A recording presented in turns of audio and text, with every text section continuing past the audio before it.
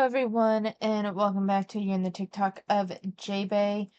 So this is the video we left off on last time, and we're just gonna kind of zoom through as many of these as we can. I was thinking that I might only need one more part, but I think I'm gonna need two because she posted a lot during this last stretch.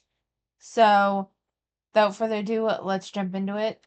So, this one, I took a look at these last three, and we're just gonna kind of breeze through them real quick. This is just a lot of, so it says how it feels when they say you should lose weight to be happy, and then I go on loving myself anyway because I already am.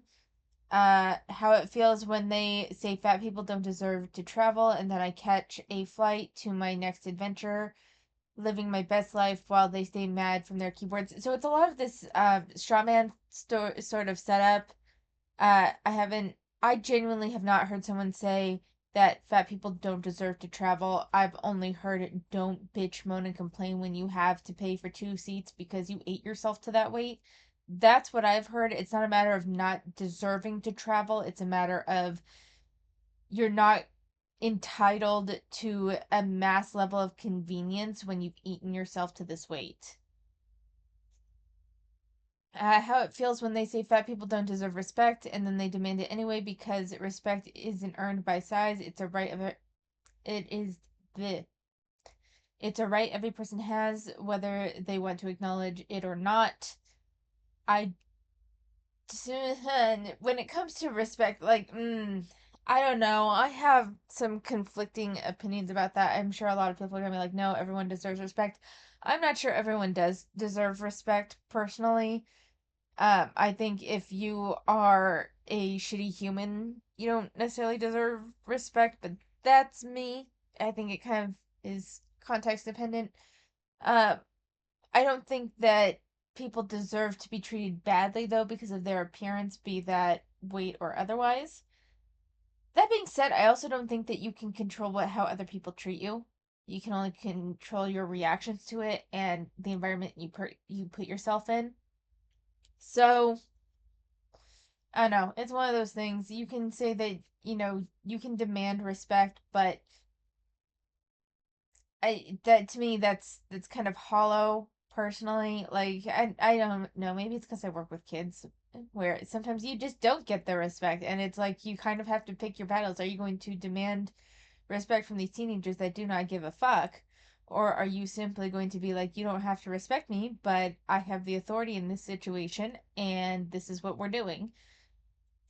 I don't know, like the idea of demanding respect is just reeks of you're in your own little bubble to me. I don't know. I don't know. How it feels when they say fat people shouldn't take up space, and then I walk into a room, own every inch of it, and remind them that my space is mine to take, whether they like it or not. But the issue is when you take up more than your fair share of space. But I mean, really, they believe that however much space they take up is what they're entitled to. And I think that goes against general understanding of fairness. Let's see how many of these do we have left. How it feels when they say you'll never find someone to love you, and then I'm getting all kinds of love from people who actually see me for who I am, not my size. I've never heard someone say that you. Well, no, I guess I have heard you'll never find someone to love you. I mean, you don't have to take it seriously. How it feels when they say you are too big to be successful. Never fucking heard this, by the way. I've never. Who the fuck says this? And then I show them that success doesn't have a size, it's got heart, and I've got plenty of it. And yet, weren't you just begging people for support to do your fat activism because you can't afford it anymore? Just saying. The little description things here says they say we can't because we're fat. Well, I say fuck that and do it anyway. They'll say you're too much, too loud, too fat, too imperfect. Guess what? Do it anyway. Do it fat, loud, messy. Do it as you. The world's standards don't define you. Don't change for a system that wasn't built for you. Take up space, break the mold, and never apologize. I'm gonna let that just sit there. Fat people. So this is just fat people have good sex. Leave us alone. So we're gonna just breathe them by right here. There are days when it feels like the world is against you, when speaking out comes with pain and backlash. But even on those days, I remind myself why I keep going. This is where the work starts, the part that no one sees. Research, planning, and filming, all with the hope that what I do can make a difference. But some days, the weight of it all can feel too much. The hate, the pressure, it builds. But I keep going because I know I'm not alone. And then there are days like this, when everything feels too heavy, when the pain takes over.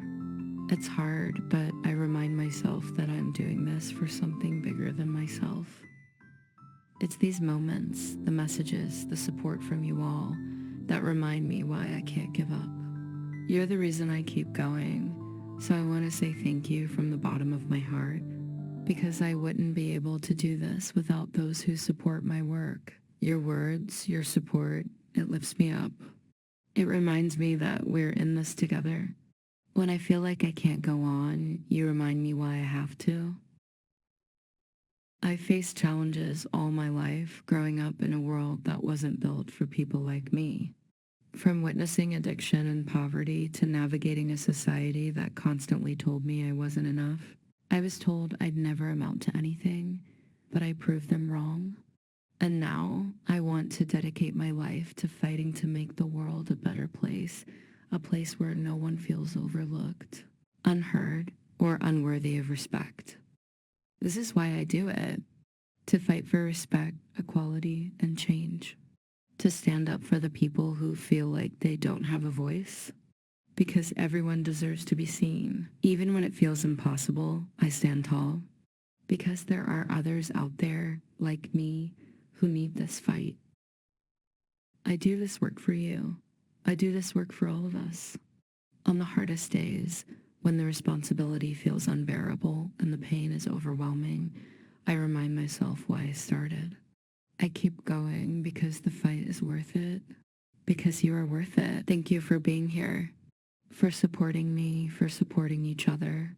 We are stronger together, and I will keep going for you, for us. There. So, this was some serious martyrdom. I mean, am I wrong?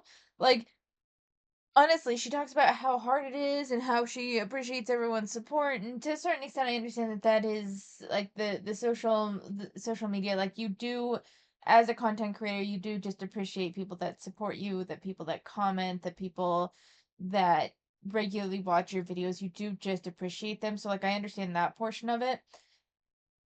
And then there's just though this like constant like she's like the responsibility is too much. Girl, this is responsibility self-imposed.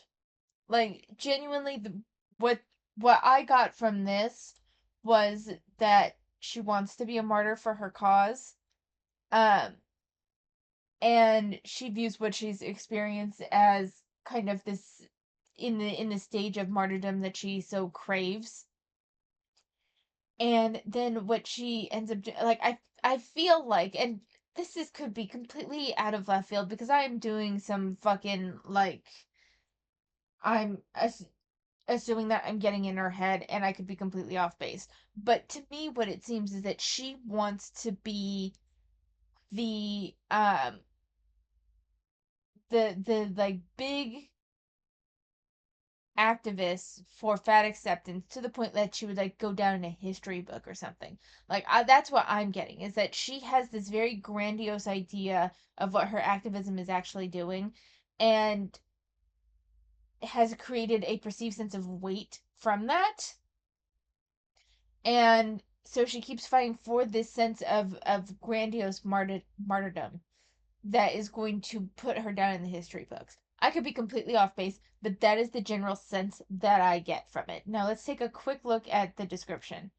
There are nights when I lie awake questioning if anything I do matters. I mean, coming from an absurdist point of view, no, nothing matters. It's all pointless. Everything is fucking at random, and whether you have any impact or not is completely up to chance. Nights when tears come unrelenting and the weight of the world that resists change feels unbearable. Oh my fucking god. Are you fucking kidding me? Oh, okay, I have to read that line again. Nights when tears come unrelenting and the weight of a world that resists change feels unbearable. Fucking martyr. Fucking martyr. Oh my god. This idea of resist change. Honey, how about you resist change? You resist change too. Do you realize that? Do you realize that you resist the change of healthy eating? Do you realize that you resist the change of getting a traditional job? Do you realize that you resist the change of understanding that like an adult fucking mindset that the world does not have to cater to you? This isn't a matter. The big issue that I have with fat activists like this is that it's like you aren't asking for equality. You are asking for special treatment, and you feel like you're asking for equality because in your mind you need X, Y, Z. For example, a free second seat on an airplane. You need that. You don't need that. If you lost the weight, you would be able to fit into one seat. But you choose not to. Fine, then pay for the extra seat. We all have to pay for things that are unique needs to ourselves. Like we all have to do that. People with uh big chests have to buy bras that are more expensive than someone that fits in a traditional A2D double D cup. If you will fit outside of a double D cup, you are paying more for your bra. Is that a matter of equality or not? It's they have access to it. It's just very expensive. It sucks, but it's I don't think that given that it's a specialty size at that point, you are paying for the manufacturing of a specialty size. And the thing is that with breast size, you have a hell of a lot less control of that than your average body size. Like sometimes even if you lose weight, your tits don't go away. Not necessarily. Like it really kind of depends on how much of it's fat versus like breast tissue. But like but the point is that there's more nuance in what the breast size would be that you may still not fit into a traditional bra even after being at like a healthy weight or whatever. There are some people that are at healthy weights, have not had any sort of breast augmentation or anything, and they still don't fit in that traditional A to double D cup range, and they have to pay more for their bras. That's something that happens. There are people that like me, I have to buy special shoes because I have really high arches. So I buy shoes and inserts that are rather expensive. I end up paying I have to buy a new pair of shoes every year with a new pair of inserts and it gets expensive. But it is what it is. That's the cost that I have, and what that means is that I have like three shoe types that I rotate between. I don't have fashionable shoe choices. And it is what it is. It's not the world being against me. I don't think that they should be forced to make shoes orthopedic shoes in every style and color. So that way I have more variety at a cheaper price point. Like it's just not realistic.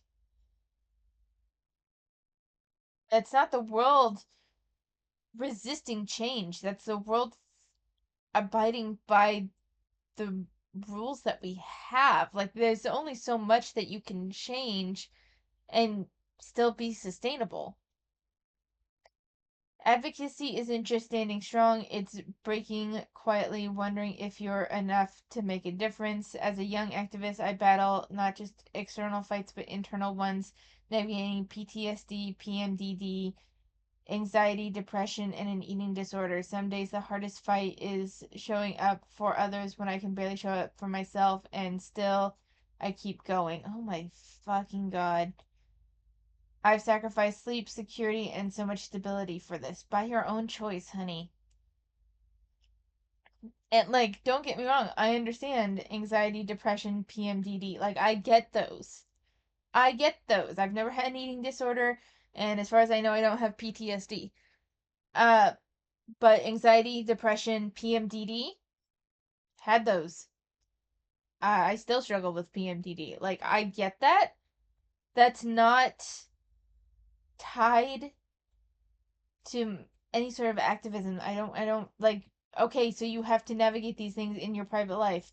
A lot of people have to navigate a bunch of different shit that you don't even have to deal with. I don't know. Maybe I'm just being too picky there, but there's something about when people are like, but look at everything that I have to deal with. It's like, welcome to the world. Everyone has to deal with all sorts of shit that most people don't see. It doesn't make you special. Airlines make their products smaller every year. Then they blame us for not fitting. If your car got smaller every year, wouldn't you be pissed? Seats are getting smaller, seatbelts are getting shorter, and they pack us in tighter so they can make more money. But when we can't squeeze into their tiny seats, it's somehow our fault. I'm done letting airlines make us the problem when it's them causing it. Airlines make their Someone said rage bait, and I'm like, this has to be to a certain extent rage bait, but I wouldn't be surprised if it's not, because it just kind of shows it to me. It's very clear Jaebae's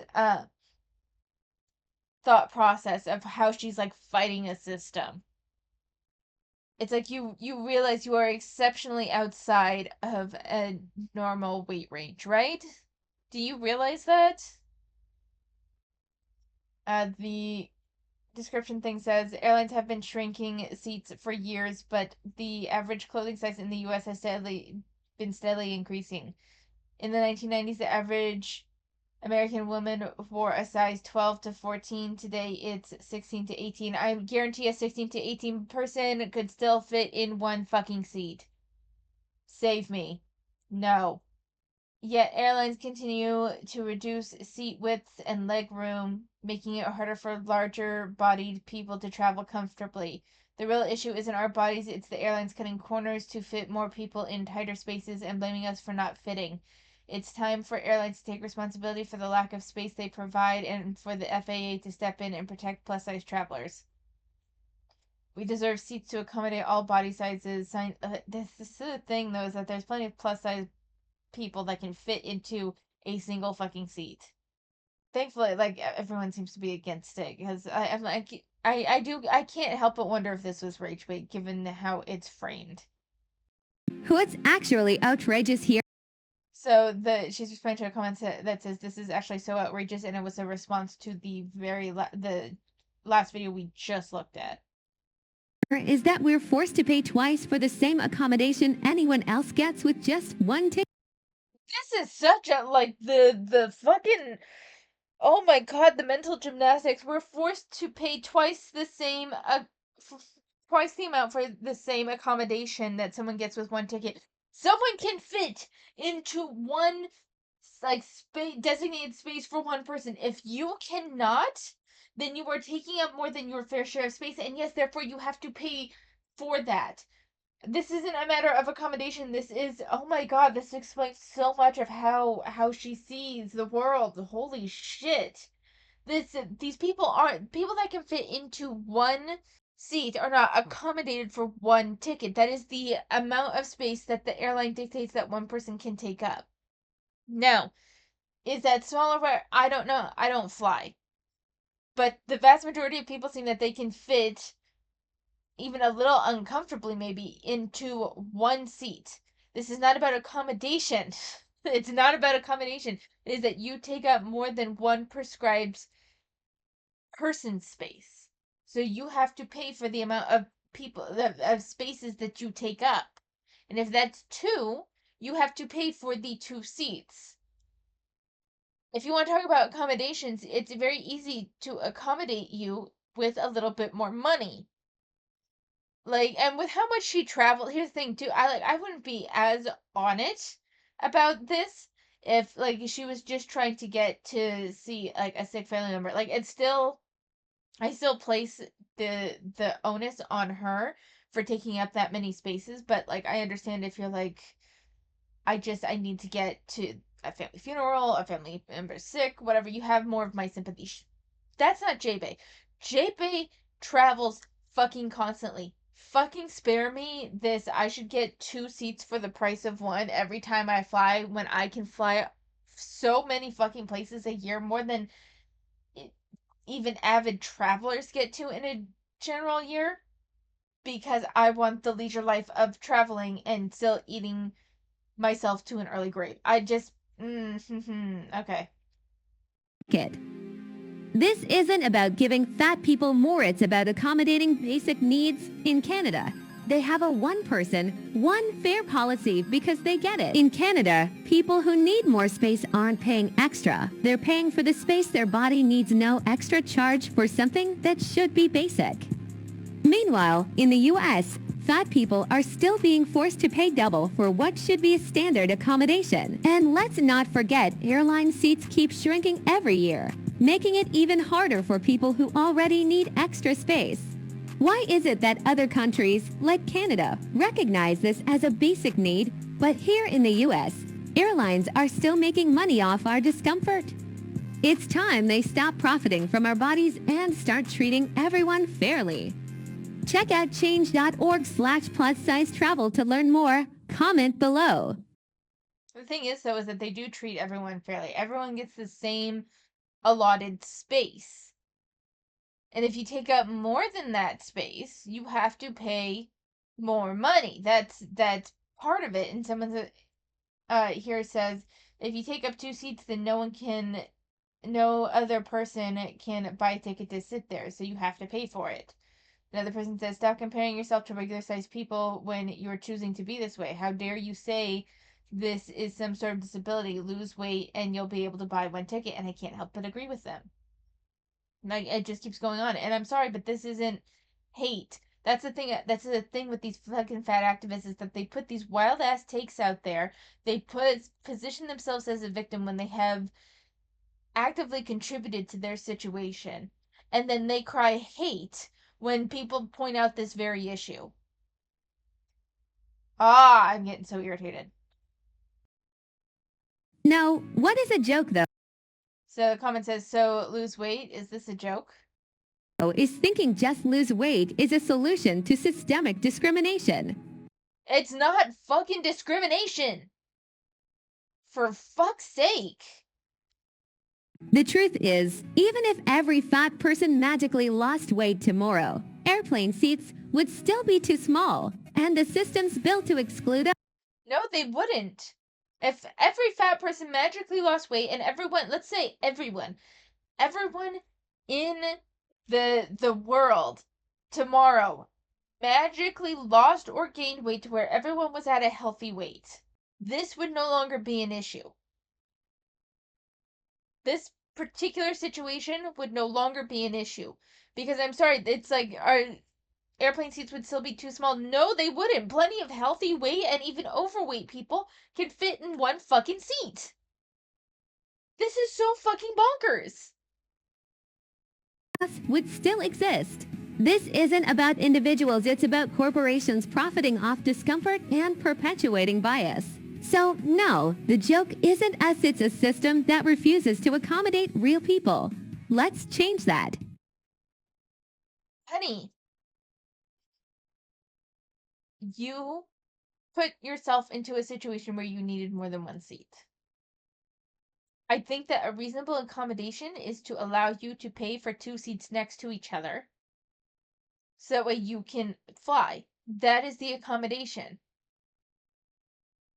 And I'm even though I'm not thrilled about it, like, let's say you buy 2 seats but they're separated. I think a reasonable accommodation would be to ask someone to move to one of the seats and then you take the two that are next to each other. Like, there's ways to work it, but you're still paying for 2 seats because you take up 2 seats. So, you think fat people...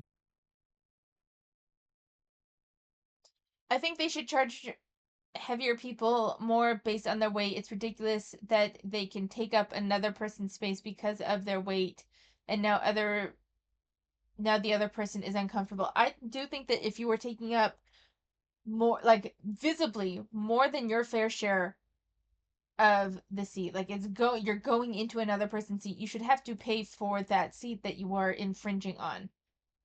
Especially if it makes it to where that person can't sit there. Should pay more because they take up space. Let's break this down real quick. Airlines already charge fat people more. Buying a second seat is paying double for the same flight. And you're saying that's fair. Let's call it what it is. Discrimination. It's not discrimination. Yeah, this is paying double for the same flight. You take up 2 seats. You are paying basically by square footage, we'll say, based on how many square feet you take up in the fucking airplane. You're taking up more square footage than the person who only needs 1 seat. So yes, you must pay for a second seat. This is so fucking stupid. I understand I understand her logic now, at least. Her logic is fucking stupid, but I understand it now. Needing more space isn't a luxury, it's a necessity. Charging someone for existing in their body is messed up. You don't want someone taking up your space on a flight. Cool, me neither.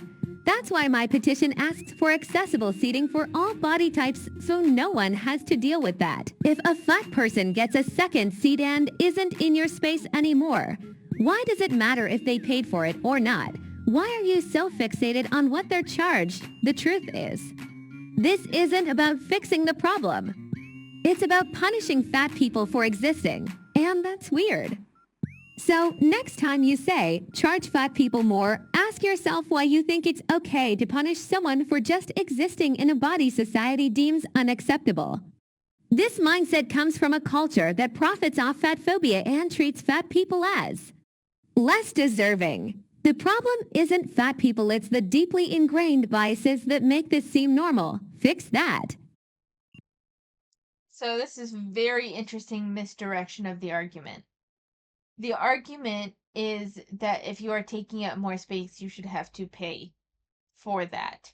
And her argument is that if a fat person gets 2 seats and only has to pay for 1, why does that affect you? Because, well, there's actually a couple of different things going on. One, just in general, and whether this is fair or not, I'm gonna leave that up to you guys, but it feels unfair that someone that takes up 2 seats only has to pay for 1. That feels unfair because why are you getting double the person space that anyone else would get for the same ticket? That feels unfair. It does. But then on top of that, the general issue is that if the morbidly obese person buys 1 ticket, it is a full flight. In order to make space for that second seat, someone has to get kicked off. That's the issue.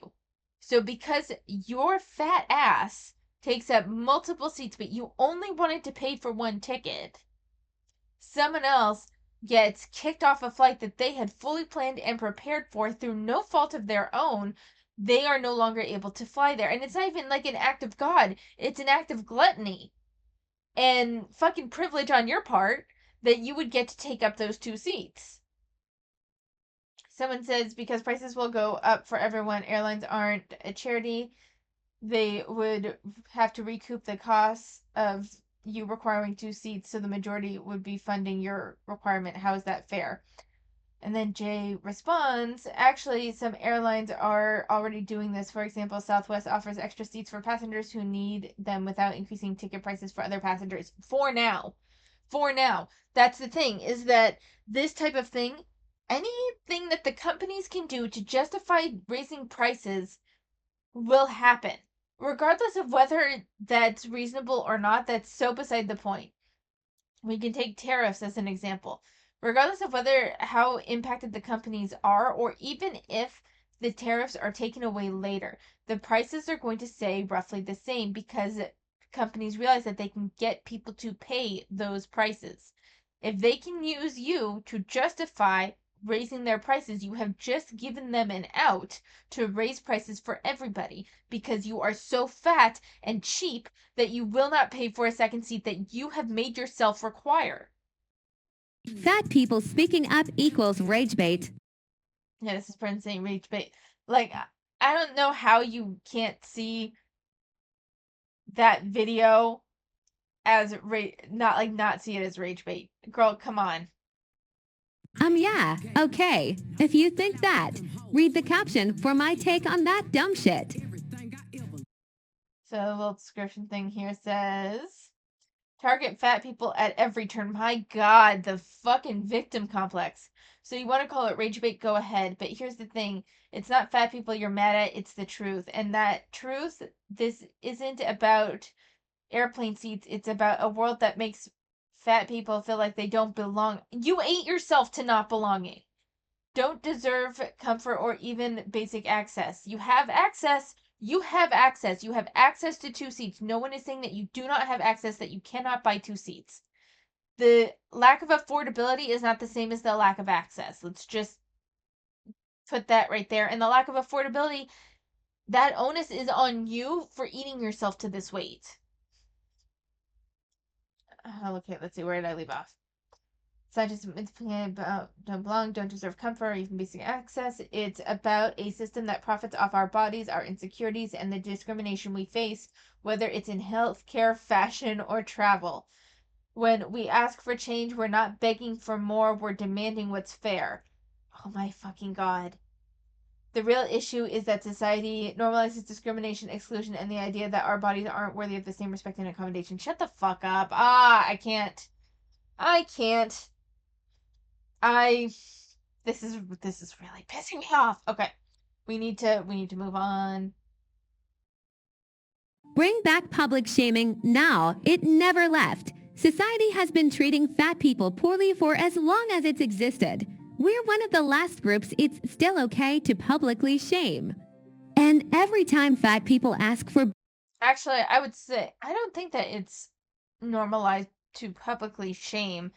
There's a big difference between shaming someone because they're fat, and don't get me wrong, I'm not saying that it doesn't happen, because it does, but in most, if we're judging by polite society, most people would say it is not okay to just approach a fat person and start shaming them. And the comment she's responding to says, bring back public shaming for weighing 400 pounds. Here's the thing, I'm not a big on shaming people for their weight. I'm fine with shaming people for their ridiculous ideology and for like their massive fucking levels of entitlement, but not necessarily because they're fat. I don't have a problem with you pointing out that someone ate themselves to their predicament when they're demanding like a second seat for free, because what you're doing is you're not shaming the weight as much as you are shaming the sense of entitlement that they have for a problem of their own making. Basic rights. For fair treatment, we're told that those things aren't for people like us. We're constantly taught that fat people are lazy and healthy, or unworthy. But here's the real truth. These beliefs were never about us, they were about controlling bodies. Creating a system that profits off our self-loathing. It's not just about airplane seats or clothing sizes. It's about a world that makes us feel less than, like we don't belong, don't deserve comfort, or basic access to what everyone else gets. And it's time we question why this is still happening. So this isn't a matter... Okay, I'm going to go off a little bit on a tangent regarding a very difficult student that I dealt with. He's not technically one of mine, but he's someone I was helping a teacher with because he requires a lot of one-on-one talking with. And one example is that his handwriting is so bad that he can't even read it most of the time, right? So it's been requested that he type up what he is going to write. This is, in our view, an accommodation to ensure that he is still held to the same academic standard, but in a way that he can access. He views this as as unfair treatment because no one else has to type. Even though we can read and they can read their own handwriting, he cannot. So we've asked him to type. He absolutely refuses and says that it's unfair because no one else is expected to type. This is kind of the general idea that I get from Jaebae, where it's like, it's unfair that I should have to pay double for one flight when no one else does. And that completely ignores the fact that you take up double the space that someone does. You have to modify your behavior because you have circumstances that make you unfit for the typical uh role, not a typical role, but typical expectations of the average person. No one's shaming you for that, but that doesn't mean that you don't have to make up that deficit. Now, with the kid, honestly, the typing thing is like the least of the issue. He's a very rigid child. That will get hung up on details, at least in part because I think he just has a hard time getting past it, and then part just to be defiant. Kind of getting the same feeling from Jaebae.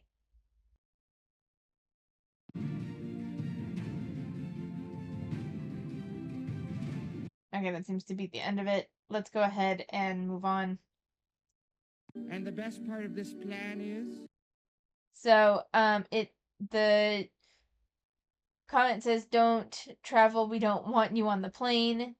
And then her caption says, "When you get a comment like this, but you're still going to travel and going to encourage other fat people to travel too, all while fighting for better policies for plus size travelers." See, she really views herself as a martyr, and I really think that she views herself as someone that's going to go down in the history books as like a meaningful fat activist that changed the world. I really feel that is the genuine feeling I get from Jaebae, is that she believes that the work that she's doing is going to make her someone notable in a civil rights textbook someday. And because of that, she's just not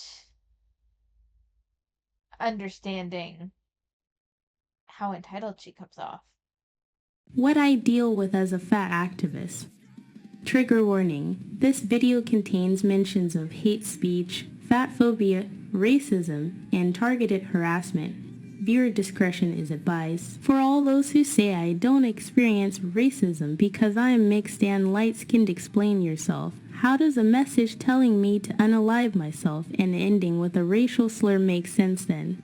Make it make sense. Welcome to the inbox of a fat activist, where trolls never sleep, and the hate is always creative though not very original. This is what I wake up to most days, and yet, here I am, still advocating, still fighting, still existing unapologetically. Why? Because this hate proves just how much this work is needed. Racism, anti-fatness, harassment is a constant, from the racial slurs to the body shaming. The vitriol thrown my way only reminds me of how much work there is left to do. This is my reality. Every day, I'm confronted by people who want to reduce me to their hatred. They want to silence me, but I won't allow it. I'll be even louder. I'm not going anywhere. Every hateful message you send only fuels my fire to keep fighting, to keep educating, and to keep showing up for everyone who's ever been made to feel less than. I'm still here, and I'm not backing down. What I deal with as... So, she did have some like legitimate hate speech towards her and harassment. I am not denying that, and I'm not going to deny that fat acceptance activists deal with that, or even just random fat people online deal with that. Like, that's something that happens. It's one of those things where it's like you just have to learn to use the block button. I'm not saying that what they did was okay. I want to be very clear about that. I don't think that sending rude and hurtful messages to someone online is ever like an okay thing to do. Like, fucking why? Right? Like, especially when it's just an insult. Like, I don't consider hurtful messages being someone that's like challenging their line of thought, right? I don't think that's a hurtful message. I think you put an ideology out there, people have different opinions, so they're going to voice them on a public platform. That's its own thing.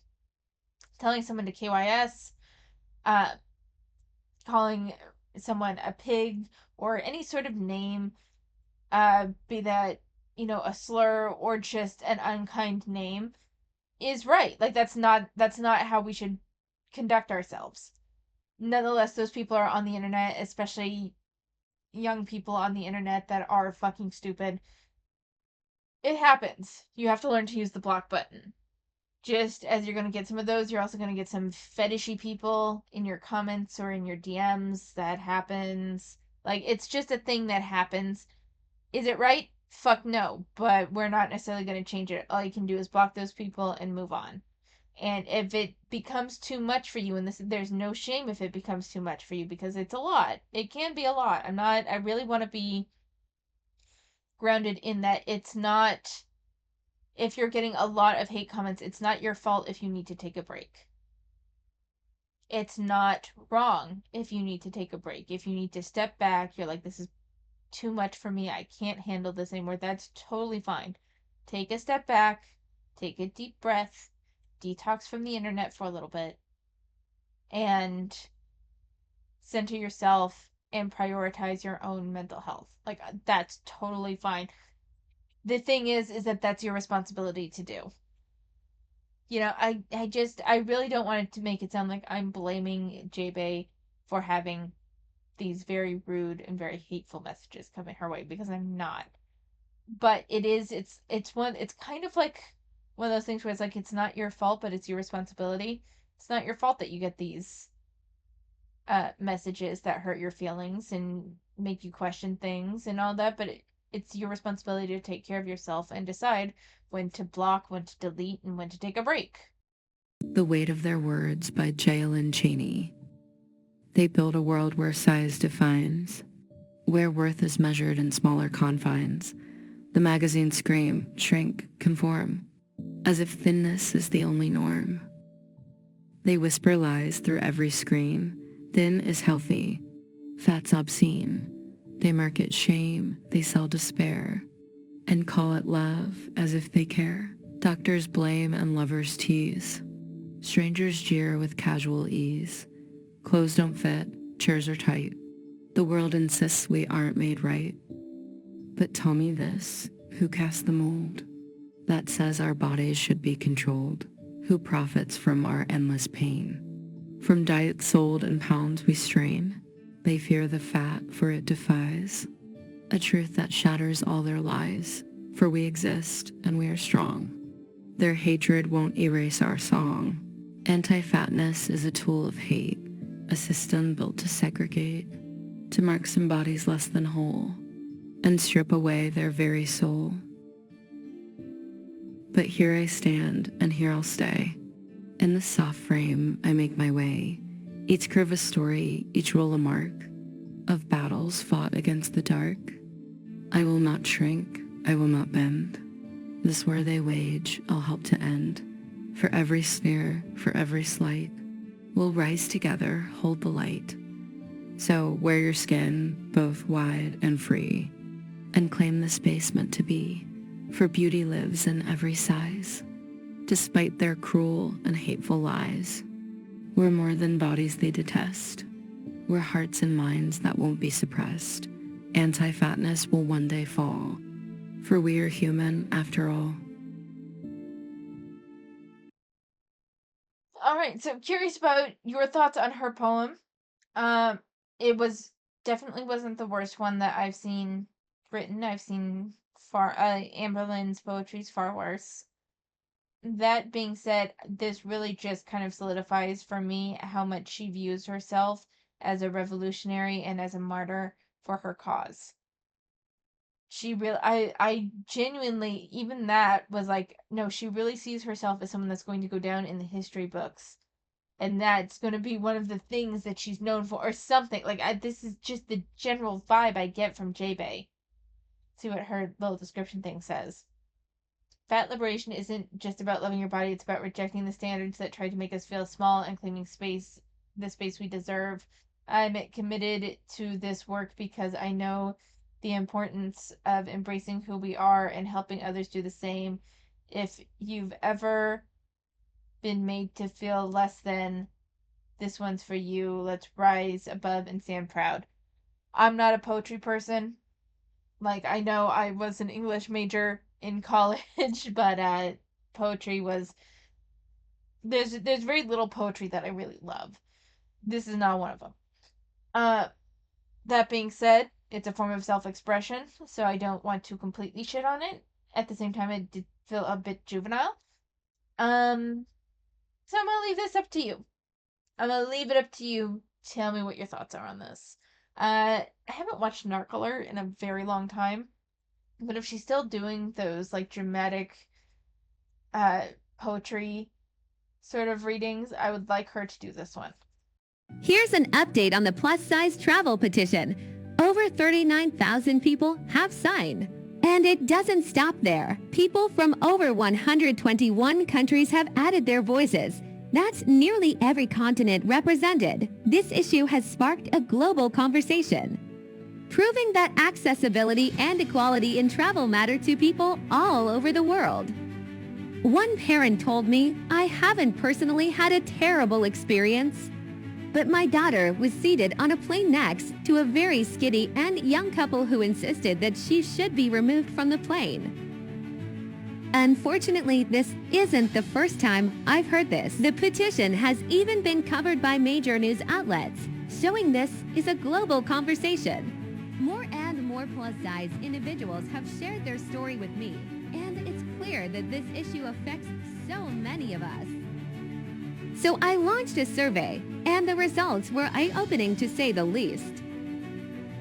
The survey findings made me want to amplify your voices even more. Hearing your stories solidified how important it is to make sure this issue is heard and addressed. Many of us, including myself, have found hope in this movement. Seeing each other's strength and courage reminds us that we deserve to travel with confidence, dignity, and joy. Together, we're rewriting the narrative showing the world that we deserve to travel freely, confidently, and without fear. Join the Body Equality in Travel movement now at change.org/plus-size travel. Here's an update. So here's the thing though. 39,000 signatures across 121 countries is like really small. Oh, my dog hears something or sees something. It's a very small number given the number, especially given the number of countries. Even just for the US, 39,000 signatures is very small. Let's like put this in the scope of like a YouTube channel. This would still be considered like a small to roughly like very low mid-size creator. This is small. This is extraordinarily small. And your survey for these 39,000 signatures would be a very skewed data pool. And it's like she doesn't realize that. She's so in her own bubble that she thinks this is representative of the whole. And it's just not. I'm sorry. It's not. We're gonna watch one more TikTok and then I'm gonna go in a little bit about what I'm doing. Actually, you can Google it. Airlines So this comment says seatbelts are not getting shorter. do cut seatbelts when they're old, and that's a fact. As planes age, they often replace parts to keep them operational, including shortening seatbelts instead of replacing them altogether. The trend of reducing space and comfort isn't just about the seats. It's across the entire passenger experience. This isn't just some opinion. It's backed up by reports and industry practices. It's all about saving costs, not ensuring comfort. That's why some people might need a seatbelt extender on one plane and not on another. To those who need it, don't be afraid to ask and don't be ashamed. You deserve to travel comfortably and safely. Your safety and comfort are not up for debate, and let's be clear. This isn't about us changing to fit the system. It's about pushing for a system that works for everyone. So, yes, go ahead and ask for that extender proudly. But let's also keep advocating for better standards, where everyone's needs are met without compromise. The fight for body equality in travel is far from over. Anti-fatness be damned. Sign the petition today. Actually, you can Google it. Airlines do. And so this, you can Google it. How about instead of saying you can Google it, if you're gonna make a claim and someone's like that doesn't seem right, you provide sources. But I'm actually curious if this is true or not. So I'm gonna do a quick Google search like she suggests. Okay, so couple things. The general AI, Google AI thing, says no, seatbelts are not cut. And this is just a flight forum, but there was supposed to be Seatbelts definitely haven't changed in the last 6 months. Okay, there was supposed to be something from here. And then this one is Stack Exchange Aviation. Are the current seatbelts used in commercial airlines safe enough? Sign passengers. Okay, so there are FAA regulations to impose seat and seat restraints. So let's take a look at that. So it seems like the seat restraints on that were more based on like it had to be able to protect against certain deceleration rates, and it wasn't a set length. So as it is, I am not finding anything like in this quick 5-minute search that I did. I haven't found anything definitively one way or the other. The general thing is that it doesn't seem like the seatbelts are cut and then like sewn back together or something stupid like that. Seatbelts are replaced. That was it. What I didn't see anything like from a definitive place, but a lot of places said that uh, they are replaced and sometimes they're shorter. But as far as cutting them, that's not supported by anything that I found. So I mean, take this for what you will. And with that, I think we're gonna end it here. I did read some, like caught up a little bit on some of the manhwa reading. I'm still not 100% caught up, but I'm working towards it. I did make my first hat/headwear project. It was just a bandana, but that's done, and that's gonna go up on my Substack and Blogger. I'm saving a lot of them for like July, but it should be up relatively soon. And I'm still playing through Yes, Your Grace Snowfall. It is such a fantastic game. I'm enjoying it so much. And I'm playing through on my Let's Play channel, I'm playing through Pokemon Green, and it is taking me so long because there was literally someone where. So, the original Pokemon Green was buggy as fuck, right? And there are actual trainers that when they see you, it'll fucking glitch the system. And the most recent one that I'm been fighting, uh he like halfway through the battle it turned into a random Fearow encounter, and then when I defeated the Fearow, because we only like a level 6 when my Pokemon are like a level 40, uh the game just froze and bugged the fuck out. So that was fun. I have to go back and re-record that, but that's where we are today. I only have 4 weeks left of the school year, grand total of 18 days, and I am so looking forward to being. I am still applying to some other teaching positions, but I've had to make a lot of decisions about what I want to do and stuff. So it's a little tricky for me this year trying to figure out what exactly I'm going to do. I'm hoping something opens up that is better aligned with what I want, and we will see how that goes. But for now, thank you so much for watching. Take care of yourself. Lily says goodbye too, and I will see you next time.